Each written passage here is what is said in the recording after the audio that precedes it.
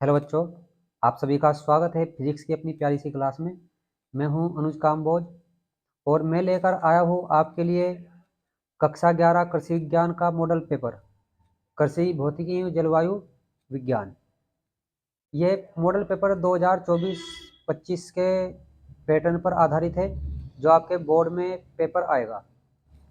आशा करता हूँ आप सभी की तैयारी बहुत अच्छे से चल रही होगी। आप अपने एग्ज़ाम की तैयारियों में अच्छे से लगे होंगे। इसी तैयारी को और अच्छी तरीके से बेहतर बनाया जा सके, इसके लिए मैं आपके लिए एक मॉडल पेपर का हल किया हुआ सेट लेकर आया हूँ कि इस सेट के जो प्रश्न है वो आपको बहुत अच्छे से करवा दिए जाए। तो चलिए शुरू करते हैं इन सभी मॉडल पेपर के क्वेश्चंस को। आपका जो पहला क्वेश्चन है, मतलब इस पैटर्न में सबसे पहले आपके 5 क्वेश्चन होंगे जो बहुविकल्पीय प्रश्न होंगे, और ये बहुविकल्पीय प्रश्न बहुत आसान आते हैं, सीधे टॉपिक पर बेस आते हैं। अगर आपने थोड़ा सा भी एफर्ट इनमें लगा दिया तो आपके बहुत अच्छे से अच्छे नंबर इस पेपर में बन सकते हैं। ये पेपर आपका 50 नंबर का होगा, ठीक है। तो चलिए करते हैं।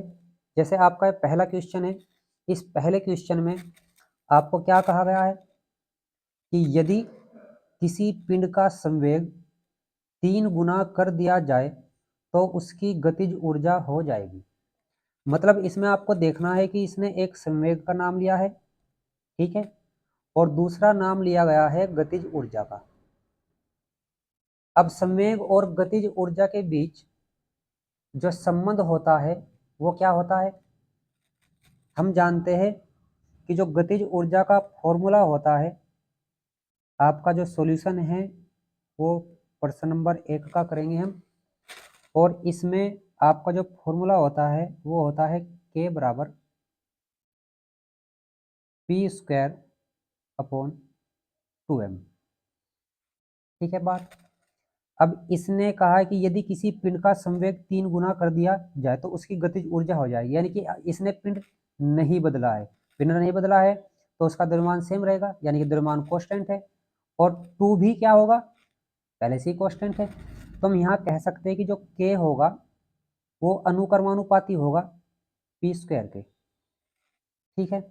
अब इसने क्या कहा है, उसकी गतिज ऊर्जा पूछ रहा है बाद में। मतलब अगर मैं फॉर्मूला लिखूँ K2 upon K1 is equal to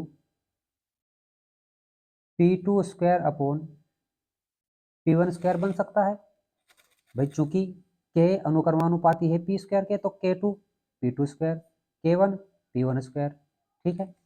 अब इसने प्रश्न में अगर हम मान ले कि पहला संवेग हमारा p था, तो दूसरा संवेग जो p2 दिया गया है वो कितना किया है इसने, 3 गुना, यानी कि 3p।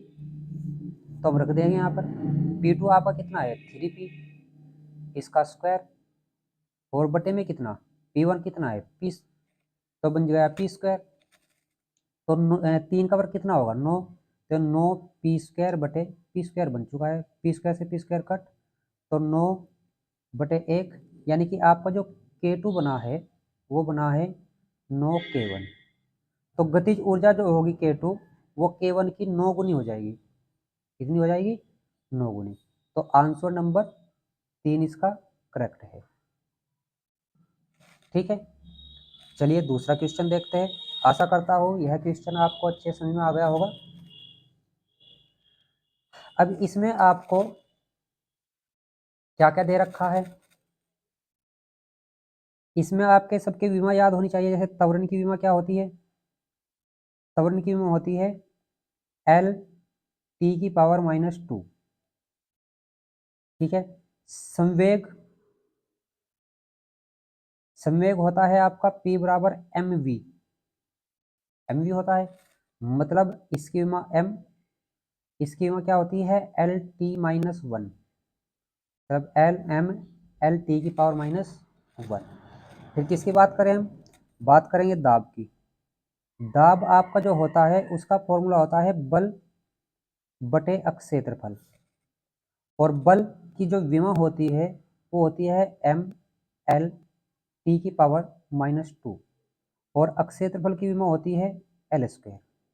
ठीक है, तो एक l से एक l कट चुका है, तो m l ऊपर जा घात 1 माइनस की हो जाएगी और t की घात -2।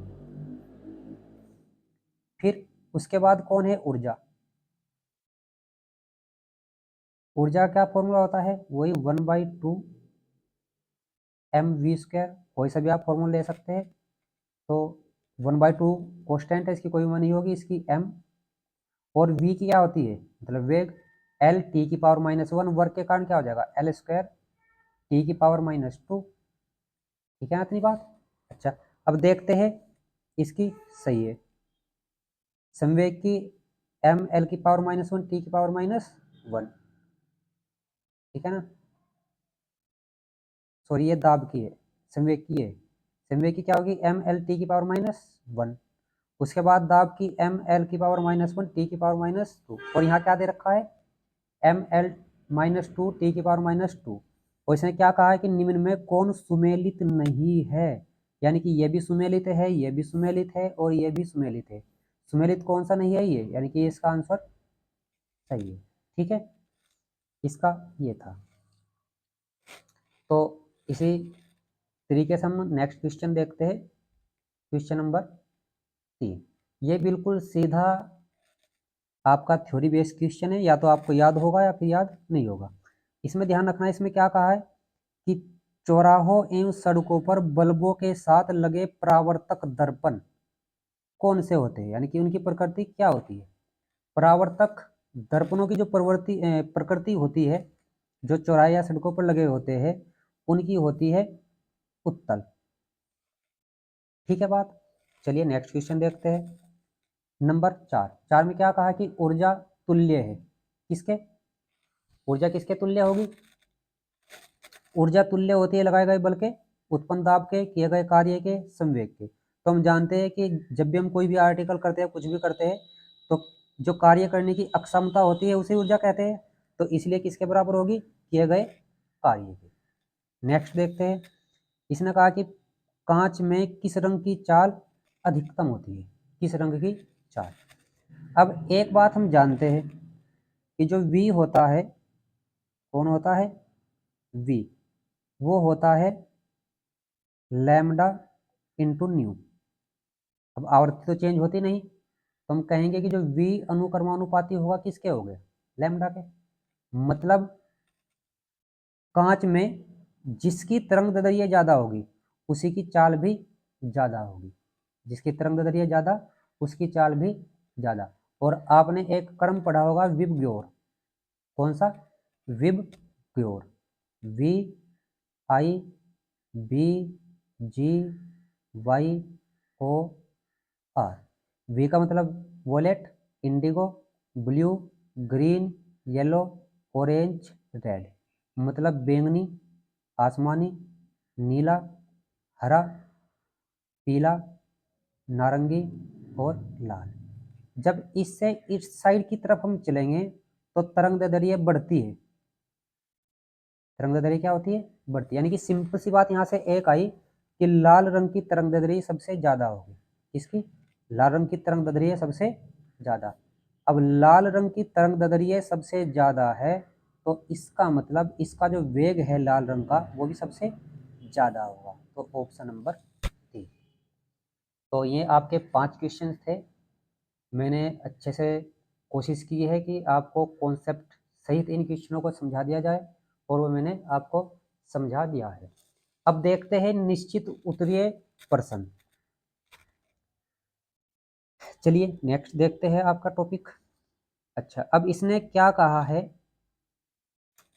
क्वेश्चन नंबर 6 में, इसने कहा कि किसी उत्तोलक के यांत्रिक लाभ की परिभाषा दीजिए। और यांत्रिक लाभ किसका, उत्तोलक का। अब उत्तोलक का यांत्रिक लाभ क्या होता है, चलिए देखते हैं। अब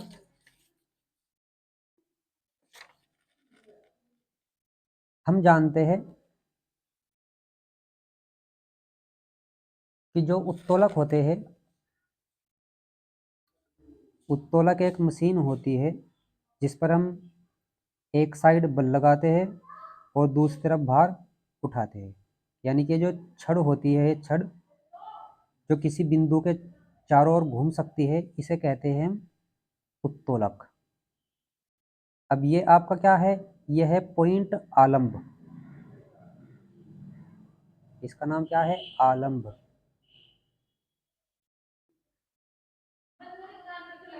ये आपका क्या है, बल। कौन सा बल, जो आप लगाओगे, ठीक, इसे प्रयास बल भी कहते हैं, एफर्ट। और ये वाला जो पॉइंट होता है, ये इस पॉइंट को कहते हैं भार, मतलब जो भी भार हम उठाएंगे। तो इसका जो लाभ की, यांत्रिक लाभ की जो परिभाषा होती है, यांत्रिक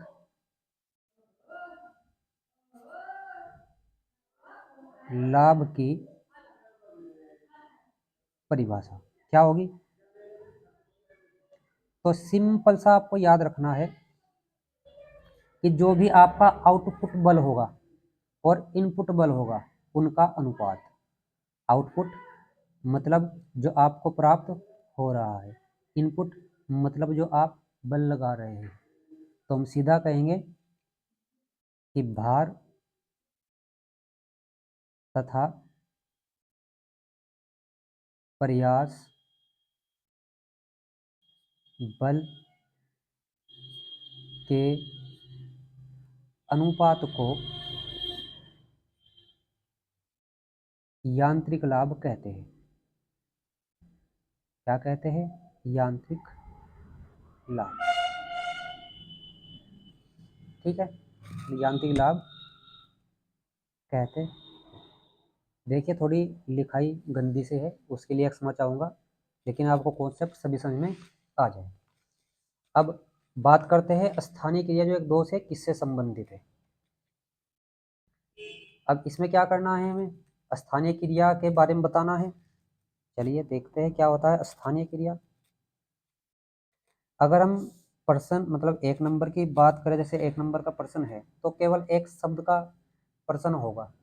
स्थानीय क्रिया जो एक दोष है किससे संबंधित है, तो सीधा आंसर होगा वोल्टीय सेल से। किससे होगा, वोल्टीय सेल से। ठीक है, अब वोल्टेज सेल से थोड़ा मैं समझा देता हूँ इसके बारे में। आंसर आपका हो चुका है कि जैसे ये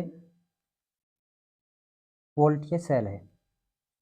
अब वोल्टेज सेल में क्या होता है, एक कॉपर की छड़ होती है, इसकी कॉपर की, ये वाली, ये होती है कॉपर Cu। और एक छड़ होती है जिंक की। ये जो जिंक की छड़ होती है, ये करती है हमारा ऋण छड़ का कार्य। तो इस छड़ के ऊपर हम जो पारा होता है Hg, उसका लेपन कर देते हैं, जिससे इसके अंदर की शुद्धि, ये जो सेल का विलयन है इसमें न घुल पाए। क्योंकि जो विलयन होता है, ये विलयन होता है H2SO4 का।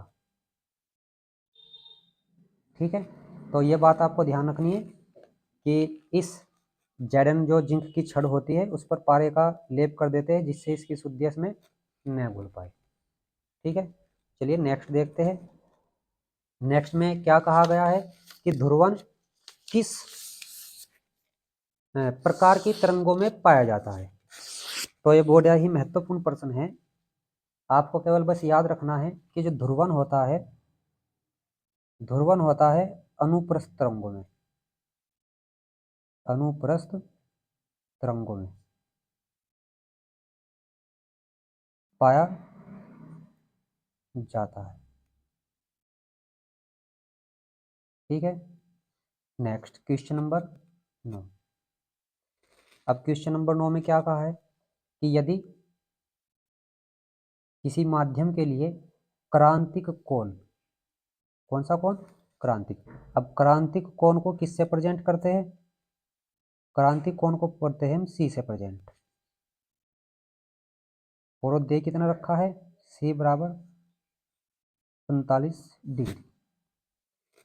हवा के सापेक्ष उस माध्यम का अपवर्तनांक ज्ञात करना है। तो यह तो बहुत सामान्य सा क्वेश्चन है।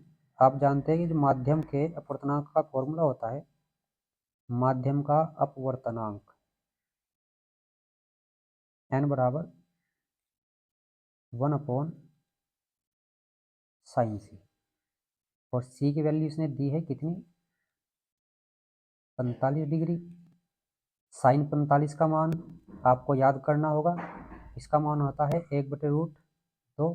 √2 ऊपर चला जाएगा तो ये बन जाएगा √2, यानी कि n की जो वैल्यू बनी है वो बनी है √2। इसे हम 1.414 भी लिख सकते हैं। ठीक है,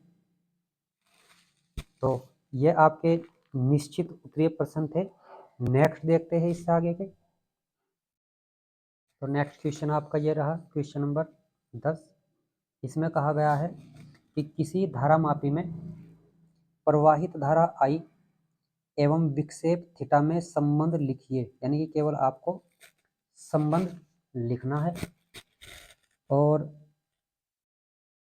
जो इसमें संबंध होता है, अब चले हम थोड़ा सा बता भी देते हैं कि जो आपका धारामापी होता है उसकी कुंडली में एक लगता है बल, ऐंठन बल आघूर्ण, ऐंठन बल आघूर्ण, उसकी वैल्यू होती है c थीटा।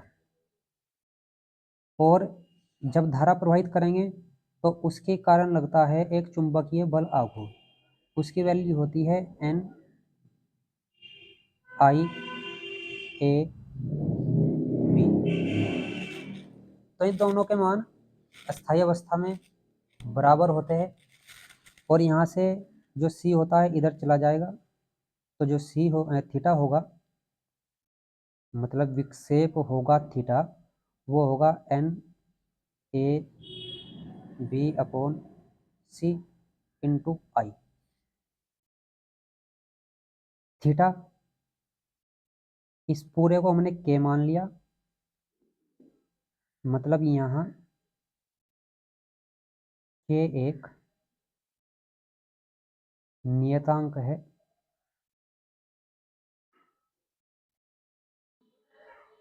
क्या है? k एक नियतांक है।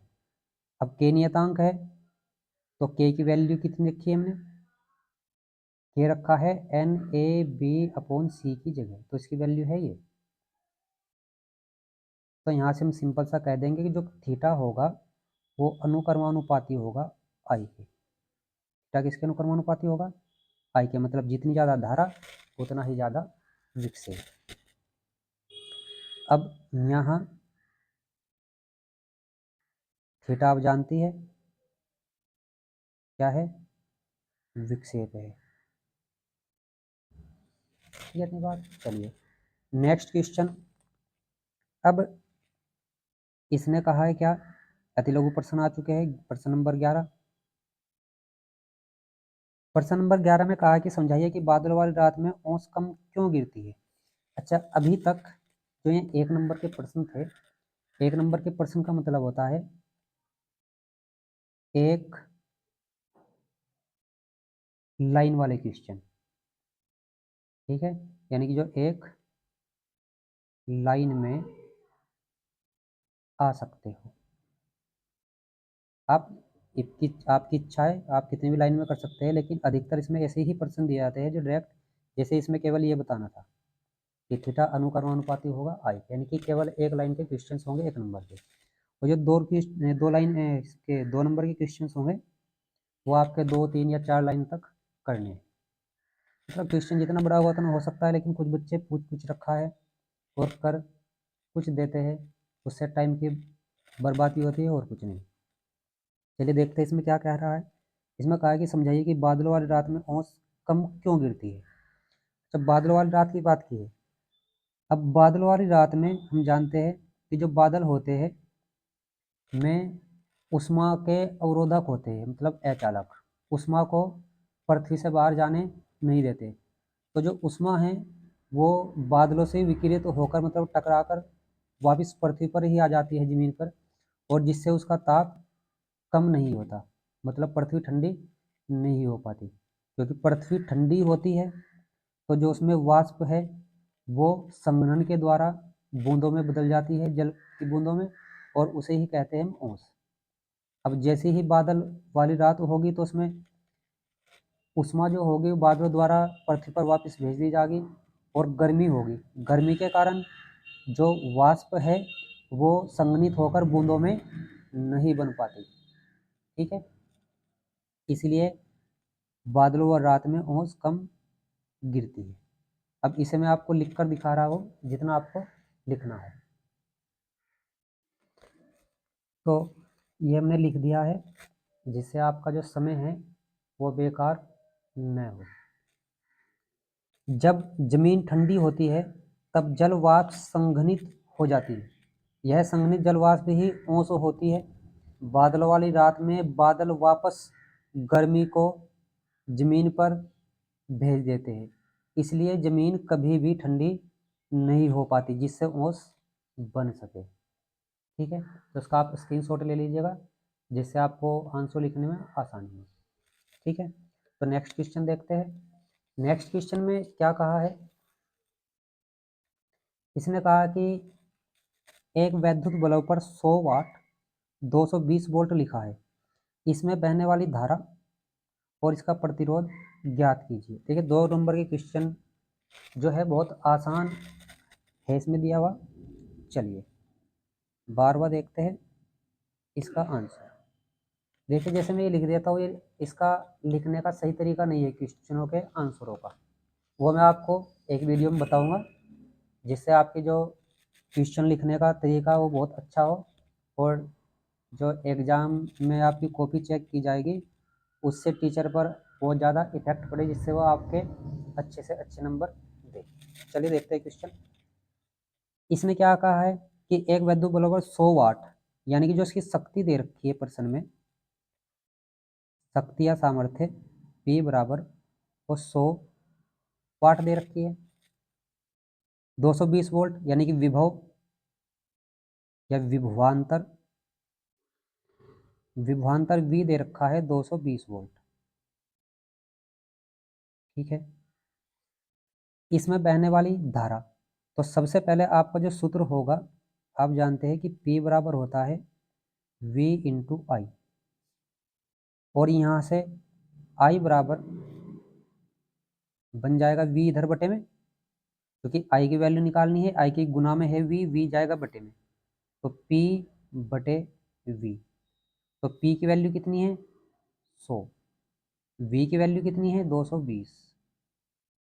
तो एक जीरो से एक जीरो कट गई, 2 से काट दीजिए, 2 पंजे 10, और 2 से 22 को काटोगे 11, तो इतने एम्पियर इसका आंसर आ चुका है। ठीक है, सेकंड में इसने क्या पूछा है, वैद्युत प्रतिरोध। तो जब प्रतिरोध निकालोगे तो प्रतिरोध के लिए एक सूत्र होता है P बराबर V² अपॉन R से। ठीक है, तो यहाँ से R निकाल लीजिए, R बराबर होगा कितना, R इधर P इधर, यानी कि R बराबर हो जाएगा V² अपॉन P। अब आप जानते हैं आपके पास दोनों की ही वैल्यू है, V की कितनी है 220, और P की कितनी है 100। तो मैं सीधा कह सकता हूँ कि 220, अब 220 के वर्ग का मतलब आप जानते हैं कि 220 की मल्टीप्लाई 2 बार, और बटे में कितना 100, तो ये जीरो कट, ये हो गया 22 की और 22 की 484 ओम। ठीक है बात। चलिए नेक्स्ट क्वेश्चन देखते हैं, आशा करते हैं क्वेश्चन आपको अच्छे समझ में आ गया होगा। नेक्स्ट में दिया है कि 5 डायोप्टर एवं 2 डायोप्टर अक्षमता वाले क्रम से अवतल एवं उत्तल लेंसों को जोड़कर एक संयुक्त लेंस बनाया गया है। बहुत आसान क्वेश्चन है। 5 डायोप्टर 2 डायोप्टर अक्षमता दे रखी है, क्या दे रखी है अक्षमता, यानी कि 13वें का जो आंसर होगा।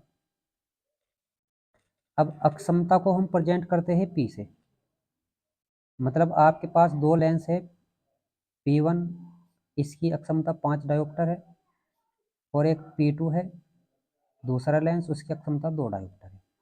लेकिन अब ये ध्यान रखना है कि 5 डायोप्टर जो है वो अवतल लेंस की है और 2 डायोप्टर है उत्तल लेंस की। मतलब अवतल लेंस के लिए जो अक्षमता ली जाती है वो ऋणात्मक ली जाती है और उत्तल लेंस के लिए प्लस की। ठीक है बात। तो जो संयुक्त लेंस बनाया जाएगा उसकी संयुक्त अक्षमता निकाल लेंगे हम। तो जो संयुक्त अक्षमता होगी P, वो होगी P1 प्लस के P2। P1 कितना है, माइनस के 5 डायोप्टर है और P2 कितना है 2। तो -5 में से 2 गए, कितना बचा, माइनस के 3 डायोप्टर बच गए। कितना, माइनस के 3 डायोप्टर। चिन्ह कैसा बना, माइनस का। अब माइनस का चिन्ह बना है तो इसका मतलब प्रकृति कैसी होगी, अवतल। ठीक है। दूसरी बात, फोकस दूरी आपको ज्ञात करनी है। तो फोकस दूरी के लिए जो फॉर्मूला होता है, F बराबर होता है 100/P। 100 और P की वैल्यू 3, तो इससे काट दीजिए, कितना बन जाएगा, 33.3 सेंटीमीटर। बस ये ध्यान रखना है प्रश्न में, पहली बात कि P बराबर होता है 1/F। अगर F आपको मीटर में दिया गया हो, और दूसरा फॉर्मूला होता है P बराबर 100/F, अगर F आपको सेंटीमीटर में दिया गया हो। बात समझ में आ रही है। यानी कि हमने किस फॉर्मूले का यूज किया है, इस फॉर्मूले का, इसीलिए F यहाँ किया, P यहाँ किया। तो F बराबर 100/P। तो F बराबर जब मान रखेंगे तो इतना आ गया, सेंटीमीटर में आएगा क्योंकि सेंटीमीटर वाला फॉर्मूला लिया है। ठीक है। नेक्स्ट क्वेश्चन देखते हैं। इसमें क्या कहा है, घर्षण के हमें नियम लिखने हैं। अब सुनिएगा ध्यान से, बहुत अच्छा टॉपिक है घर्षण भी। चलिए, सबसे पहली बात, घर्षण होता क्या है। घर्षण होता है ऐसा गति विरोधी बल जो किसी भी दो संपर्क में वस्तुओं के गति का गति का विरोध करे। ठीक, यानी कि कोई भी दो वस्तुएं संपर्क में फिसल रही हो, चल रही हो, तो उनकी गति का विरोध करने वाला जो बल होगा वो होगा घर्षण बल, यानी कि जो उनके संपर्क तलों के बीच में लगेगा। तो सबसे पहला नियम अब मैं लिख देता हूं। सबसे पहला नियम क्या है कि घर्षण बल वस्तुओं के संपर्क तलों की प्रकृति, प्रकृति का मतलब जैसे खुरदरापन अथवा चिकनापन पर निर्भर करता है। आकार, आकार किसका, जो उनके वस्तुओं का आकार है, आकार पर नहीं। ठीक है। दूसरा नियम, दूसरा नियम क्या है कि घर्षण बल की दिशा सदैव उस दिशा के विपरीत होती है, विपरीत होती है, जिधर जिधर वस्तु गति करने के लिए प्रेरित हो। ठीक है बात। तीसरा नियम क्या है? सबसे महत्वपूर्ण इसका तीसरा नियम ही है कि जैसे ये कोई तल है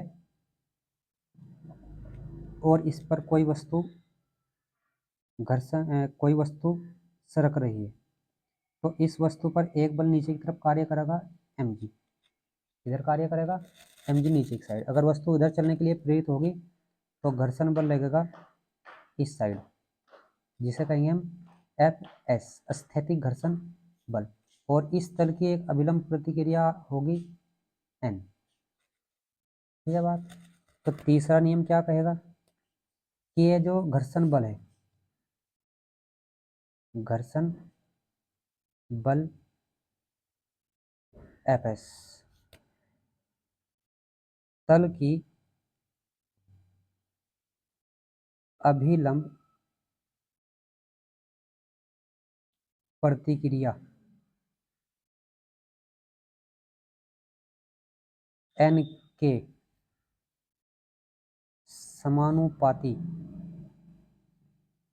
होता है। यानी किसके समानुपाती होगा? n के। अर्थात Fs समानुपाती n, मतलब Fs is equal to mu S into N. अब म्यू एस क्या है यहाँ पर? यहाँ म्यू एस स्थैतिक घर्षण गुणांक है। तो इतना आपको प्रश्न करना है। यहाँ से आपको दिख रहा है कि जो n बराबर होगा वो क्या होगा? mg। ठीक है, तो स्क्रीनशॉट ले लीजिए इसका। अब नेक्स्ट क्वेश्चन करते हैं। तो नेक्स्ट क्वेश्चन में क्या दिया हुआ है आपको कि 2 मीटर त्रिज्या के एक वृत्त में कोई वस्तु 5 मीटर प्रति सेकंड की एक समान चाल से गति कर रही है, तो इसके द्वारा आधे चक्कर में चली गई दूरी एवं इसके वेग में परिवर्तन। बड़ा ही महत्वपूर्ण प्रश्न है। जैसे